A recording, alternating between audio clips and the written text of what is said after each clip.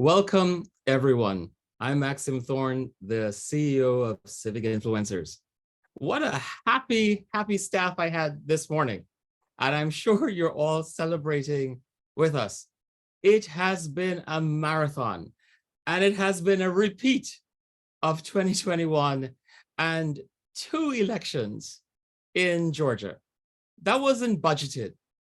Since we are celebrating, but we're also cognizant of the hard work we have to do to close out this year financially sound and build that runway to 2023 and 2024. But thank you all for joining us. As Senator Warnock said last night, the people have spoken. The most important words in a democracy, the people have spoken. You know, I'm an immigrant to the United States. I'm a US citizen, but I'm an immigrant. And where I'm from, there was no democracy. And the people never got a chance to speak and to change the country for the direction that we wanted. But that's what we could do in the United States. This has been a year of trauma for so many people. We knew our democracy was at risk. And it appeared that dictators and folks who supported fascism were actually on the winning side. We were threatened in this country. We had a preview of the insurrection on January 6th. And we had this real fear that our democracy might be lost. But Americans spoke, and that has resonated around the world. Who would have thought earlier this year that we would be where we are today in America, but also that we would be seeing places like Iran, China, and Russia having turmoil by pro-democracy citizens in those countries. What a shift. And America is leading the way. And as an immigrant and as an American, I could not be more proud. I'm particularly proud of our staff who have worked round the clock. But let's talk about what they did with the Georgia runoffs. Not only did we have our amazing statewide organizer, Connor Duckworth, working the streets, working campuses, organizing with other groups in Georgia, in the rural parts of Georgia and in the Atlanta urban area. But he was also trying to help with our digital organizing. But it wasn't just our Georgia staff. Our staff from around the country, whether they were in Texas, in Arizona, in Florida, in North Carolina, in Michigan, in Wisconsin, in Vermont, in Washington State, everywhere had to chip in to make this work. This wasn't budgeted. This is not part of their general plan, but they were able to organize our civic influencers who are on campuses in other parts of the country to make this possible. So I would like to personally thank, and I'd like all of you to give a warm welcome and cheer to all of our staff for what they have done.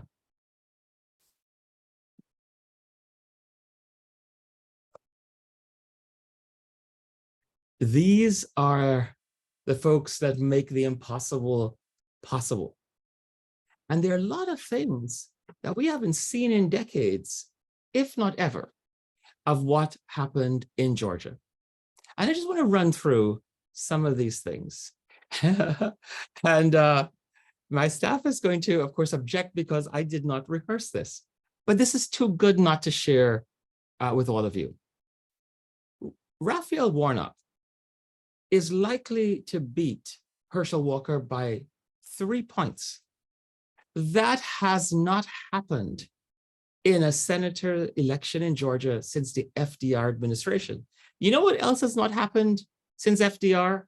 Where the president's party has held on to the Senate and increased its share, as happened by Senator Warnock winning.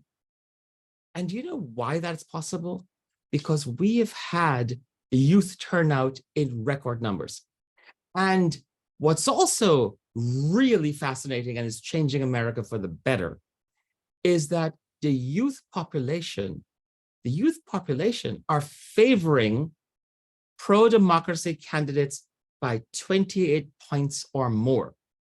And what we've also found as a data point that we want to broadcast and we want you to share is that when any candidate in a swing state or district, when any candidate in a swing state or district got at least 70 points, 70% of the youth vote, that candidate won.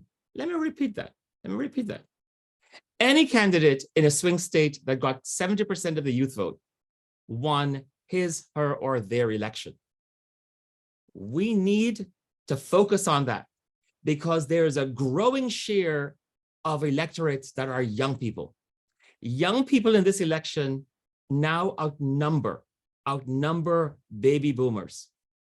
That is the population for us to focus on.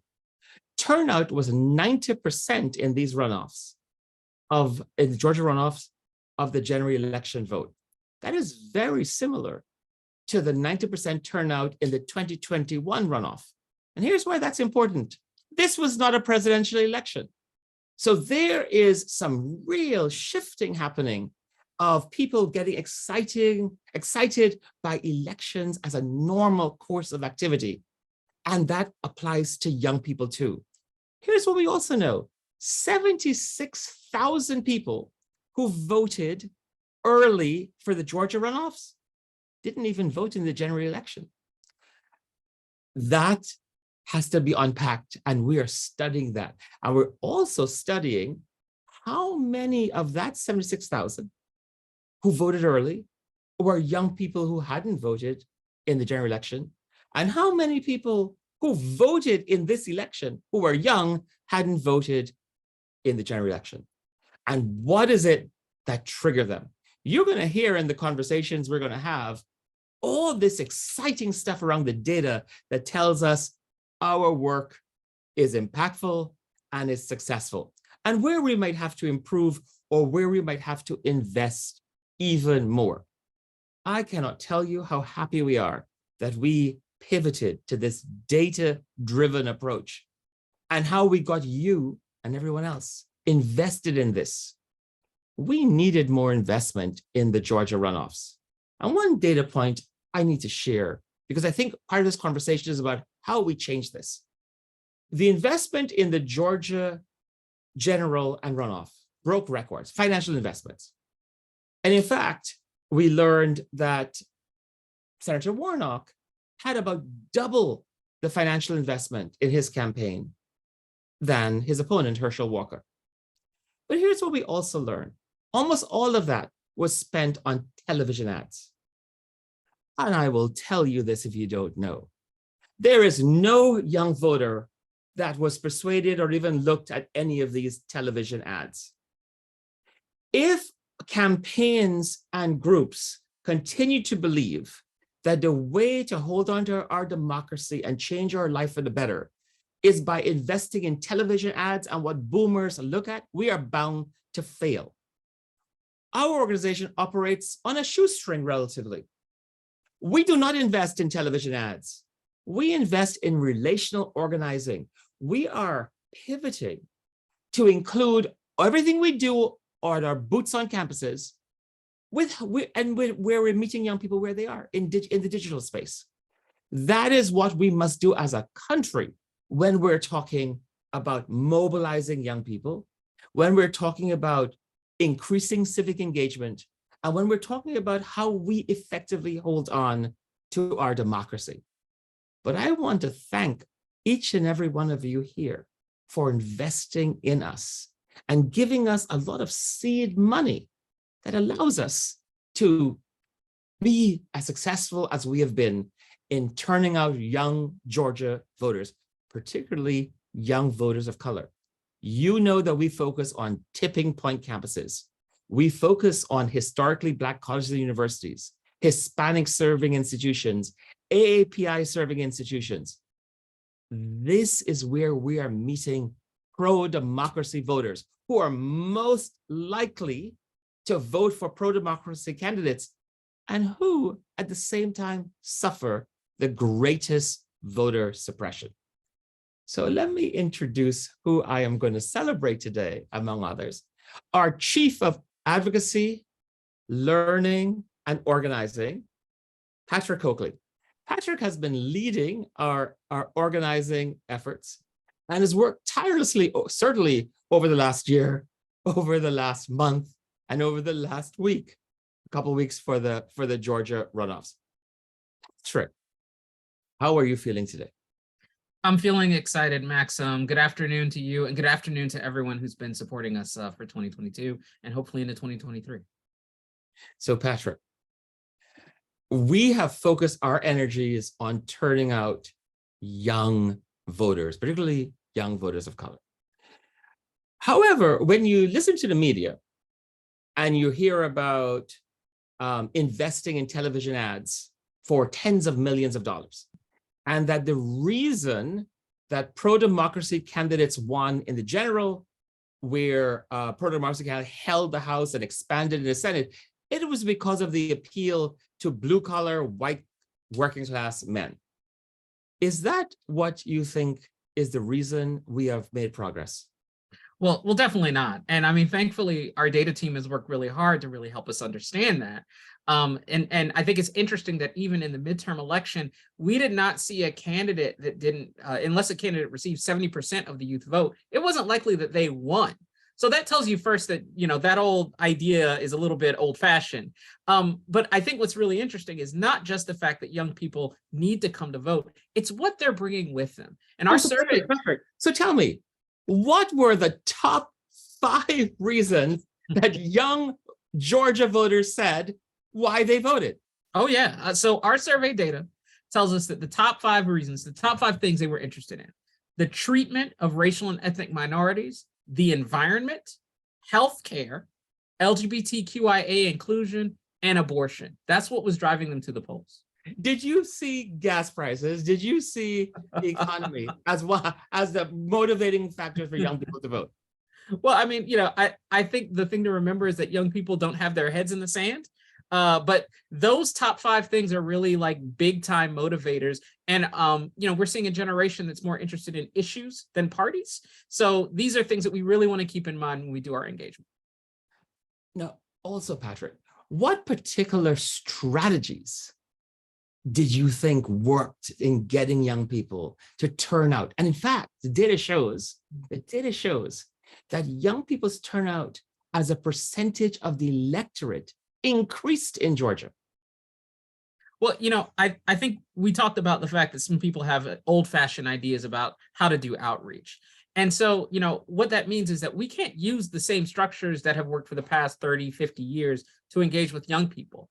We have to meet them where they are. So if young people aren't getting their information from television shots, or if they're not getting their information from, high-end policy wonks, that means they're getting it from the places where they go every day: social media, digital media, their friends and their networks. So instead of trying to convince them to go back to those things, we instead created toolkits, resources, and conversations that exist where they are in social media spaces, and even more importantly, by their own peers.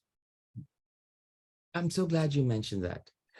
One of the first things we did in 2021, when we pivoted to this data-driven approach and realized that we had to meet young people where they were and where they are, is we changed our name to Civic Influencers, because this is the frame that young people understand their power. They want to be an influencer because so much of the way they think is based on social media and being an influencer. And we have seen how much this has resonated with our young people, with our civic influencers that we fund on college campuses. And we've seen where young people have taken this beyond our wildest imaginations. So Patrick, could you share with us an example of one of our civic influencers that have been using TikTok, Instagram, and Twitter that I think is so much fun to share with our audience? Of course.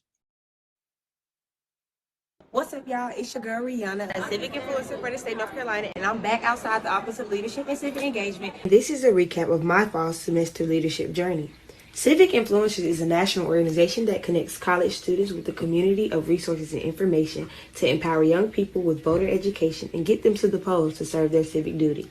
Being a civic influencer comes natural to me because leadership is a calling that I pursue Being in leadership at the largest HBCU is undoubtedly fulfilling, but to tell you the truth, there are many sides to this work that isn't cute. There were times this leadership had me uninspired, disappointed, or stressed, like learning about tactics to keep our vote suppressed or working hard on the event for students just for the high expected turnout to end up being much less. But being a civic influencer has taught me ways to overcome these challenges, and I've never had to do it alone. While those were some downsides, they were outweighed by advantages. The Office of Leadership and Civic Engagement gave civic influencers at North Carolina A&T a home filled with teamwork and support to fulfill goals of a bigger purpose. This semester, I got fellow students who viewed voting as worthless, registered to vote and eager to cast their ballots. I launched an educational voting social media campaign with my creative talents, and I fulfilled a systemic change project by getting an organization that I founded established. Civic influencers provided me and the A&T team with the gracious toolkit and resources to succeed on our mission of activating youth voters in our democracy. I hope that my work as a civic influencer inspires you to use your vote as your voice and to embody leadership in your area of choice. So good work, Patrick, and good work, team. Very important to our strategy is identifying tipping point campuses that have two big impacts. One is it could tip the scales in a district or in community or local elections to what young people want, but it could also have a tremendous impact in statewide races.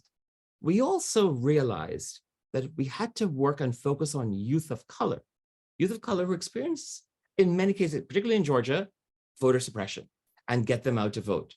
Now we have seen the success of working with HBCUs, Hispanic serving institutions, trade schools, community colleges. There's lots of heavy lifting because for whatever reason, we are leading the way and we're sometimes the only one doing that. Does this make a difference in these elections, Patrick?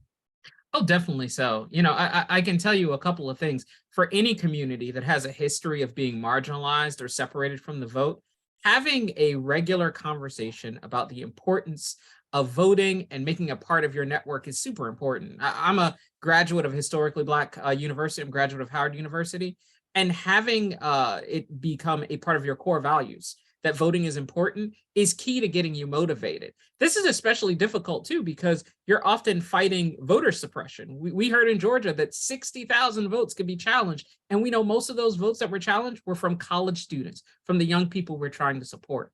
So keeping your network strong is important.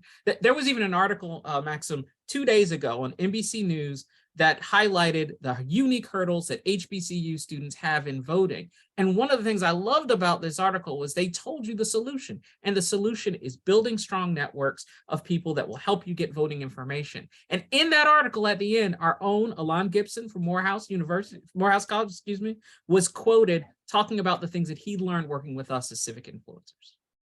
One of the fun I'm saying sarcastically, especially in a state that used to deny Black Americans access to state schools and integrated schools, is that state schools can use their IDs to vote, but private schools could not.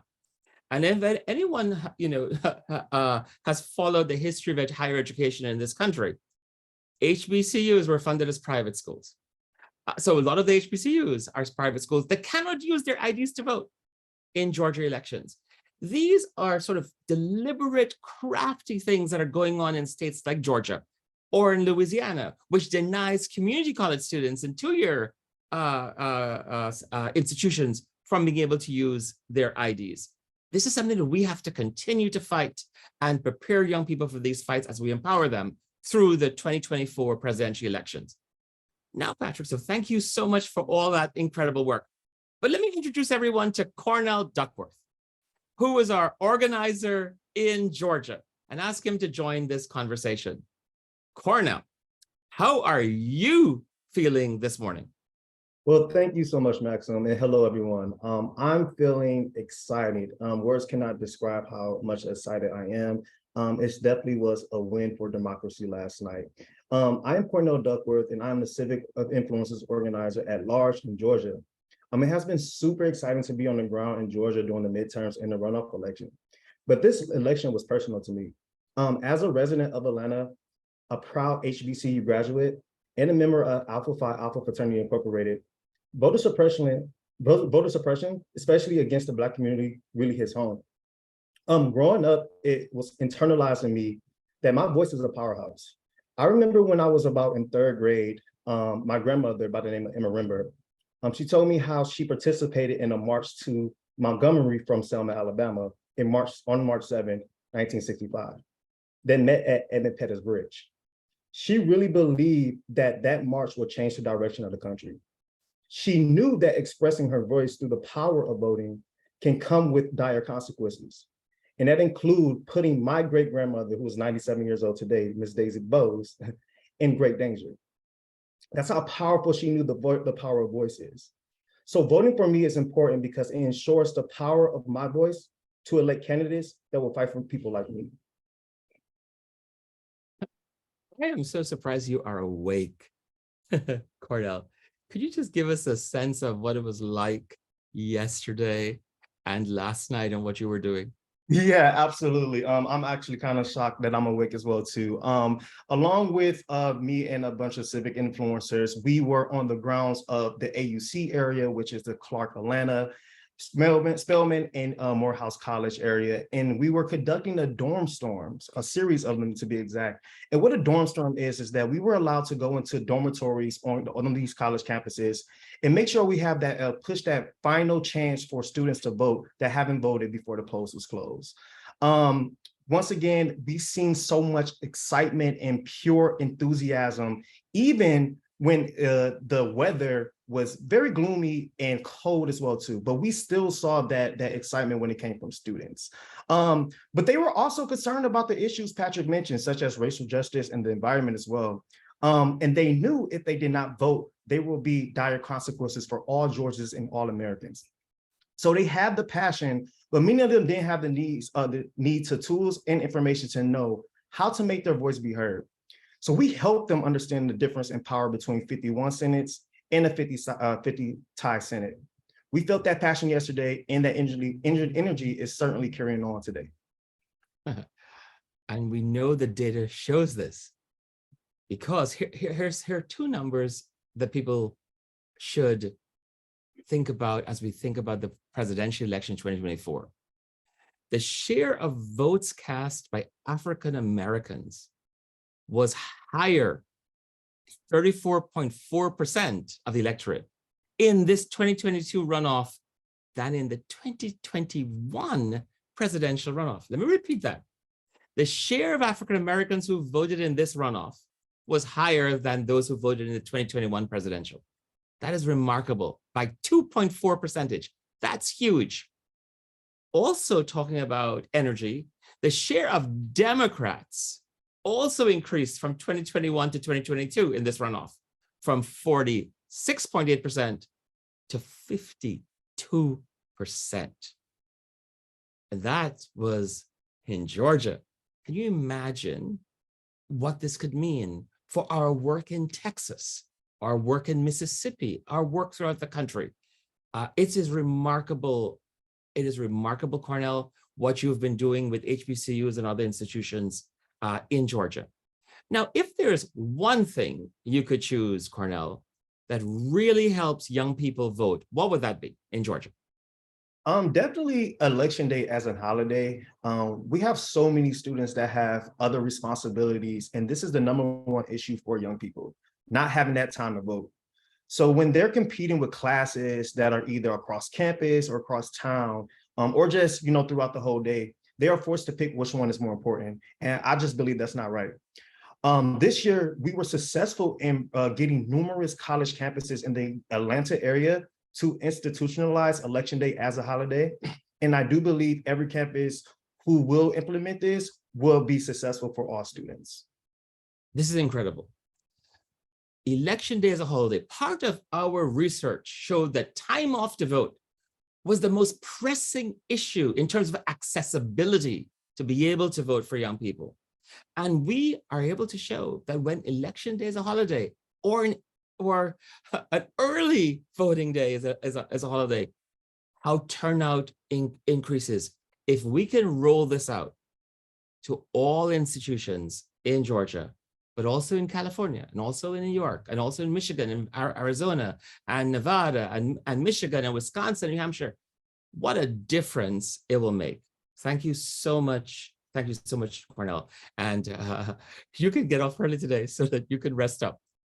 Now, here is another one of our statewide organizers, Maria Renee Morales, who normally focuses on Texas, but had to shift her focus, as did just about every member of staff, for the Georgia runoffs. Hi, Maria Renee. How are you feeling today? Yes, hi Maxim, hi everyone. And oh my God, amazing work, Cornell. I'm Maria Rene Morales, and I'm a statewide organizer for Civic Influencers. And I am very excited and happy about what happened yesterday. It was very important to turn out young Latinx, Black, and AAPI voters in Georgia. My parents used to always tell me, I will say it first in Spanish and then translate it for you. En la mesa no se habla de religión ni de política. At the table, we don't talk about politics or religion. So I grew up thinking that politics was not my place, that there was nothing for me to do there. And for a long time, this was how I thought about politics. But it is really important that we make these conversations available to young people so they can make informed decisions and know what's happening in their communities. I realized that a lot of young Latinx voters might be like me, probably have the same challenges. So here at Civic Influencers, with the team of statewide organizers, we created impactful messages. We organized digital events and rallied to support the diverse young voters in Georgia. Thank you, Maria Renee. I know you were so involved in this, but let me share something. One of the most disturbing factors that we saw in Florida was the impact of disinformation targeting young Latinx voters. The right has figured that out. We are trying to counter that and meet young people where they are, including in the digital space. So, Maria Renee, let's tell people what you have done in this for the Georgia runoffs. Yes, of course. So we wanted everyone in Georgia to be informed about what was happening.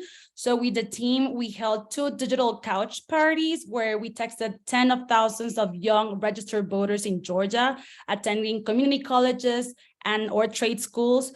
And we were just telling them about their polling location, if they were ready to go out and vote, if they needed everything to be ready and informed about what was happening, and it worked.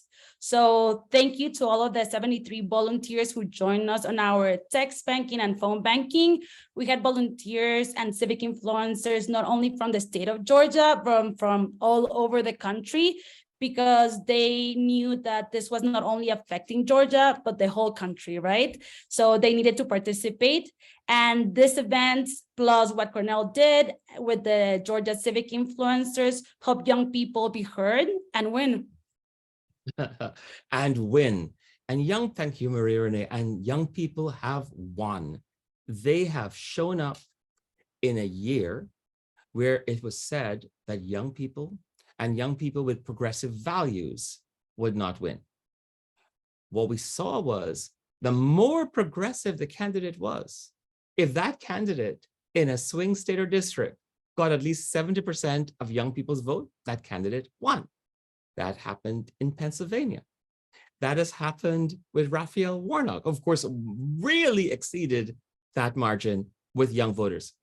And let's analyze what young voters voted for in Georgia. This was not a candidate that was centrist, that had moved to the right. This is a candidate that in a supposedly red state that voted 96% of the time with Joe Biden, is pro-gay rights, supports student debt relief, racial justice, and abortion rights. You can't get better on progressive values than the pastor at Ebenezer Baptist Church. And this candidate got the largest share of young people's votes of any candidate in the country. He also got the largest share of young Black men and young Black women. and every other diverse young person that you can find. We need to center what works with getting young voters out and funding that. We also have to get out of our elitism and focus on community colleges and trade schools, as well as other higher education institutions. We are trapped in a boomer model that I think is now bankrupt. When we are spending tens of millions on television ads for a dying cohort of voters, whereas the growing cohort of voters, which is 4 million young people turn 18 every year in America, and not spending anything substantial on getting them involved in our democracy, that is a losing strategy for America, for progressives, and for our democracy. And we need to shift that. We need to shift that dramatically this year by helping us fill the hole, folks, in our budget, because we had to spend money to get young people out to vote for the presidential election, for the general election, and for the Georgia runoffs. We had to fund work at 26 polling sites. We had to get civic influencers around the country to get engaged in this short window of time for the Georgia runoffs. We had to get staff from other states to get invested in doing all these couch parties and these texting and organizing volunteers for Georgia. It cost money, but it paid off. And young people won, and all of us in this room won by us doing that. But I need to ask you to help us meet that hole in our budget. I think it's really important. It's so important as we now build on this momentum, not contract, but build on this momentum through the presidential election of 2024. Nothing could be more important than harnessing this energy. We have worked on mobilizing the margins. It worked. We were not going after in 2022, just, taking on the big stars, the heroes and the villains. We had a laser focused on districts with tight margins, where young people were a significant part of the population, particularly young people of color, who could hold the line on democracy or swing the election based on their values, the issues they care about: abortion, LGBTQ justice, racial justice, climate change. And they did it and broke the paradigm. We identified tipping point campuses, which are campuses in those districts, campuses that we scored, created a scorecard to help these institutions know what they can do to improve the ability of young people to vote, like election day as a holiday, like a polling site on campus, like getting IDs for students that were compliant with voter IDs, and 13 data points to make this happen, to help them improve, and then to make it public, their successes or their non-successes, by way of energizing them to improve in accessibility. We also added something that everyone should add, which is what we call demand-side voting, giving people a reason to vote. Lowering barriers is not enough. You can build a store and put a road to that store, but if nothing in that store is of interest, no one is going to go down that road. So it wasn't just about lowering barriers, which a lot of people are working on. You had to help young people identify the issues they care about and connect it to voting. And we have done that with extraordinary success. So thank you all. Thank you, staff. Thank you, donors. Thank you, board members, our members of our Blue Ribbon Committee, for supporting this data-driven approach that makes it successful. And the proof in the pudding was the Georgia election and every other election that we participated in this year and will participate in through 2024. And now, Rachel, do we have any questions from our guests? Yes, thank you, Maxim. And thank you to everyone that's been sending me questions. I invite you to continue to send me questions and we'll try and get to as many as possible. Maxim, our first question up, which I think is really important as we are looking towards the end of the year, but we're hearing that people are saying 2023 will be an off year. Do we here at Civic Influencers see it that way? And if not, what can we expect for 2023? Let me put this in perspective, especially because we have pundits saying in the media this morning that clearly what Stacey Abrams said, that what we saw in Georgia was Jim Crow 2.0, is not true, because people turned out to vote in record numbers. And so voter suppression was not really there. That's nonsense. Voter suppression is absolutely there. The reason we have to spend so much of our resources and volunteer time and staff time and the energy that Cornell has done and Maria Renee has done is because it's not easy to vote in Georgia. When they've removed drop boxes and shortened the time and the lines are long and people are getting wet, it is voter suppression. People should not have to do all of this to be able to vote. But when did all of these laws happen? They happened in the off year. In 2019, I remember giving a speech about the 4 voter suppression bills that were introduced that were going to affect the election. And then we had, in early 2020, 46. And then in 2021, we had over 400 voter suppression bills. And now we're in 2022, and the way the right has been trying to undermine our democracy, I can just predict the flood of efforts to deny young people the right to vote that will happen in 2023. And I would also expect that young people, the efforts to disengage them and to feed them disinformation will be at record highs in 2023.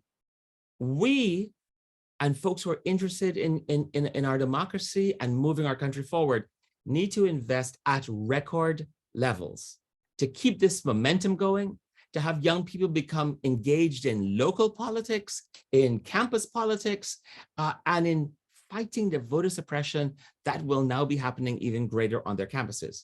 Conversely, we need to help empower them to get election day as a holiday on their campuses and polling sites at their campuses and joining in lawsuits if we must. That will continue to lower barriers and help them connect those issues and see their power. We need to message all the things we have to thank young people for exercising power and growing their power in Georgia. Young people of color who exercise their power and changed the face of the Senate and held the line in the House. These are things that cannot be given up. And so there is no way that 2023 is an off year. Thanks, Maxim. Our next question from Roberta is, what is our plan for maintaining the current Senate majority for the next senatorial elections? Well, Roberta, thank you for that question. Really important also in New Mexico, where you are. I hope it's all good with you and your husband. So here's the thing. We are nonpartisan, as you know. We help young people connect the issues they care about with voting. What we also know is young people are overwhelmingly progressive. We also know that there's a 28-point difference between young people favoring Democrats over Republicans. That's just a data point. We are invested in young people growing their civic power, not losing it. And so we are helping young people be able to vote and be able to vote for the candidates that they care about. We are investing in a young voter movement. Patrick said earlier, and I want to restate it. Young people are not tribal based on red or blue, on donkey or elephant. They don't define themselves in these binary ways. What makes Gen Z so powerful is that they're holistic voters.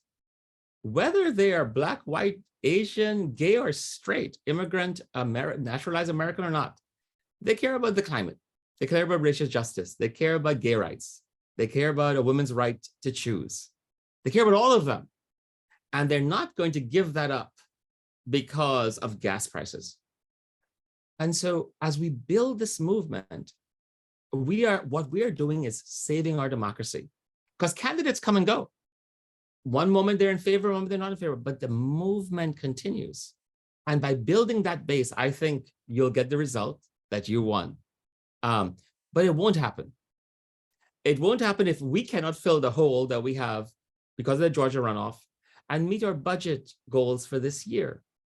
I think like every other group like us, and probably because we are more gutsy and we are optimistic, and we proved our optimism was the right way to go. We invested more. We did not pull out. Next Gen pulled out, folks.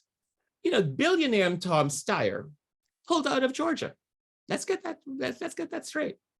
That had an impact that we had to help cover. When big donors who are billionaires pull out of investing in our democracy, that has serious consequences.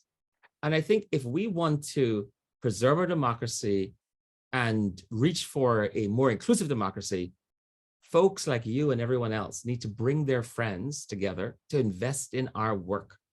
You can't cop out. There's just too much copping out when it's crucial to stay the course. Roberta, this year, I will tell you, I have had frustrations where progressive donors have said, oh, it's all baked. It's all baked. There's going to be a tsunami and blah, blah, blah, blah. And so we're going to wait until 2024. Do you think that's the right, do you think that's the right approach? And do you think that's what the right is doing? No, not at all. But that's what some of our investors do. And that puts us in real jeopardy, because if we are planning to take on voter suppression that will rise next year and planning to enhance our work and deepen our work and grow our work for the presidential election, we can't have people copping out and waiting. We need long-term investment. We need multi-year investment so that we can plan and we don't lose our staff. We don't lose our staff. We keep growing and enhancing. Old models of even this organization was that it only hired contract workers and then let them go after the elections are up. My commitment was we were never going to do that. Our staff have invested so much time and we invested so much resources in training them. You don't want to lose that talent. You don't want to lose that talent. And especially in a movement like ours that's focused on young people, we need to keep our civic influencers on board, keep our campuses engaged over the long term, keep them trained, keep them becoming good leaders, and keeping our staff getting even better every year. And then I can assure you, we'll do great with the Senate and certainly in the presidential election. Great. Thanks so much, Maxim. I appreciate everyone's questions. Of course, if you have any more, please feel to either send them our way via email or call or text. We're happy to answer them. I'm going to hand it over to Elise now to close us out. Thank you, Rachel, and thanks everyone for joining us here today. I'm Elise Orlick. I'm the stakeholder advisor here with Civic Influencers. We truly cannot do this work alone, and we need your support to ensure that we cover our Georgia runoff costs. So please help us fill that gap of $26,000. That's an average of $1,000 for each of the 26 polling sites that we supported this year. Importantly, as you've heard today, 2023 will not be an off year. We have to continue to equip and empower young people in Arizona, Pennsylvania, Michigan, Wisconsin, Nevada, and North Carolina to get out the vote in every election. And I really do mean every election. There are critical state races in 2023 that we must be a part of. So please support us today to close our gap for 2022 and hit the ground running next year. Not only that, we need you to renew early in 2023. so we can plan, grow, and expand our programming as we look to the 2024 presidential elections. As you've heard, making Election Day a holiday is a critical priority for the young people that we work with. And we'll be working to achieve institutional changes just like that next year, so that they're in place for the 2024 federal elections. If you know of anyone from your network who would be interested in our work, please do not hesitate to reach out and connect us.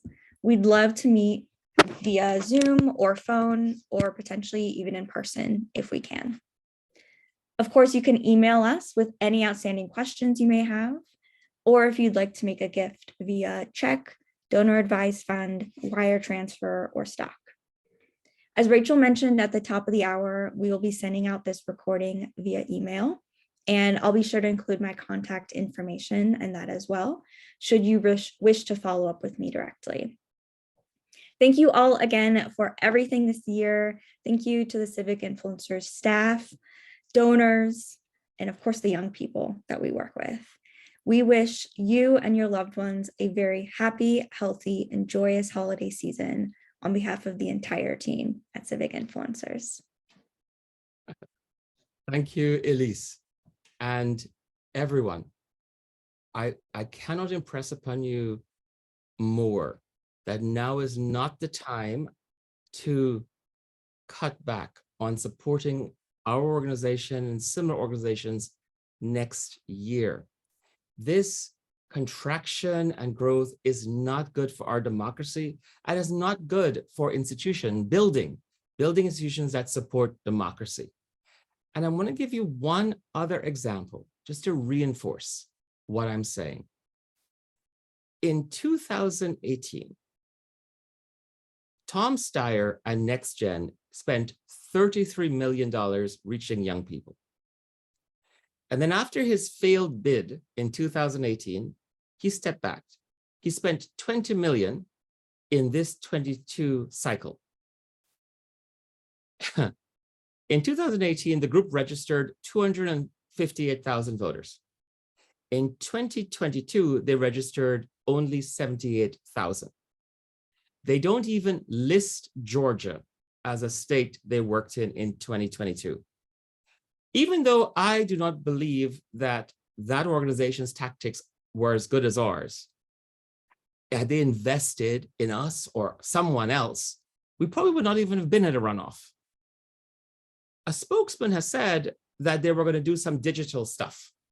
Digital stuff can work, but not alone. We need all of you, even if you're not a billionaire, to chip in, because none of us can take the impact of when someone big like that just withdraws from this fight. So we need all of you to chip in, and let's be as transparent, let's be as factual as we possibly can, because we need that. We need truth-telling, transparency, joy to do this work. So I hope you leave joyful. I hope you understand that we are celebrating. And thank you, Cornell. Thank you, Patrick. Thank you, Maria-Renee, Rachel, and Elise, and every one of you here on the staff and in this room. We appreciate you and love you and wish you a very, very happy holiday. Take care.